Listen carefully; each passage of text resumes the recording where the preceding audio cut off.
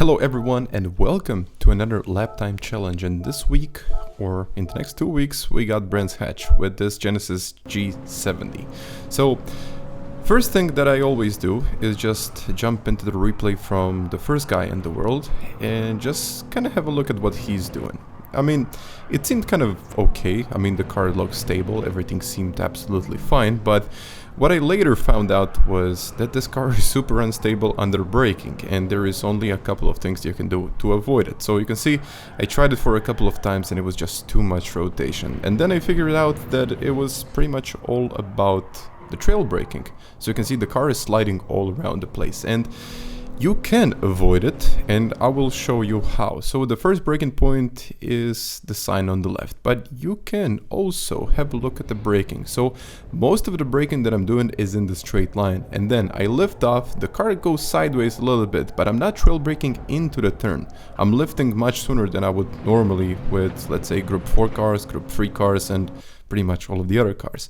But here, once again, I need to point the car out into the apex.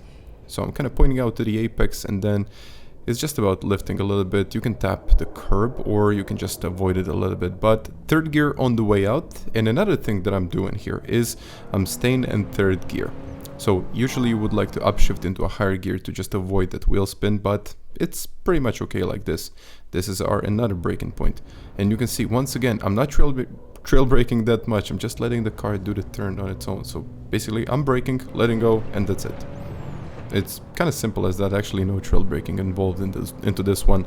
A little bit, but not too much. But here, okay, I think this is the toughest one yet, because you need to brake in the straight line and the car will go sideways if you don't lift right about at this point. If the wheel isn't straight, you will see something like this. It's okay to get a little bit of a slide, but if the car starts sliding a lot, you will eventually lose even like half a second. So please be careful and don't use actually a lot of trail braking. So another thing that I wanted to point out is that I shifted about 75% of the revs. So this will give the car a little bit more acceleration, which in the end is going to save you a couple of tenths over the course of this lap. But here, I'm braking much sooner than I normally would.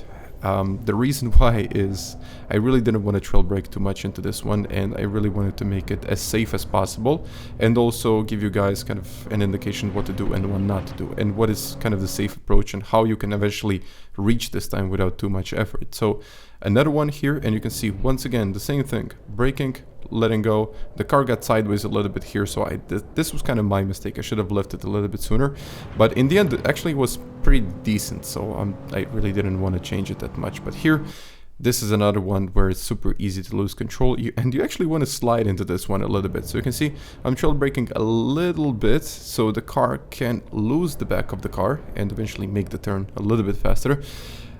I mean, I think the point is always kind of minimize the rotation, maximize the exit speed, but you know, it's never going to be perfect, I guess. So here, once again, a little bit of trail braking just to get to the inside of that curb and straight out in third gear.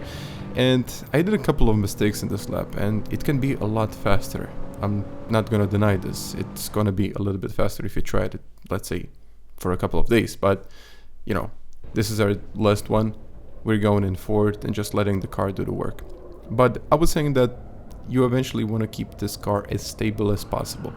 If you want to take the risk, of course you can. If you want to trail brake, you can. But I really wanted to make this guide as simple as it possibly gets, and eventually I think anyone can get a 40.3 or 40.5, which was in the end a pretty decent lap time. And I managed to get into the top 100 in the world, and you can go to the leaderboards and find me out. But I think this guide was kind of okay, so if you think so, please leave a like. You can even subscribe. And that's, guys, about it. So until the next time, bye.